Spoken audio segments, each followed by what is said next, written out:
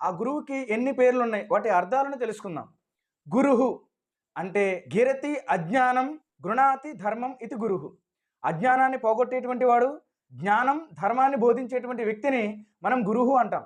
ఆచార్య అంటే ఆచారం గ్రాహయతి ఇది ఆచార్య. భారతీయ సంస్కృతి సాంప్రదాయాలను, ఆచార వ్యవహారాలను తెలియజేసేటువంటి వారిని మనం ఆచార్య అంటాం.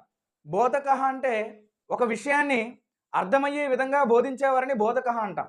శిక్షక అంటే పిల్లవాడు తెలియక ఏదైనా తప్పు చేస్తే పిల్లవాడిలో ఉండేటువంటి దోషాలను సరిచేసి ఆ విద్యార్థిని మందలించి వాడిని సరైనటువంటి మార్గంలో పెట్టేటువంటి వారు శిక్షక అని అంటాం. విద్యార్థిని తన దగ్గరే కూర్చోబెట్టుకొని చదువు నేర్పించేటువంటి వారిని ఉపాధ్యాయ అంటాం.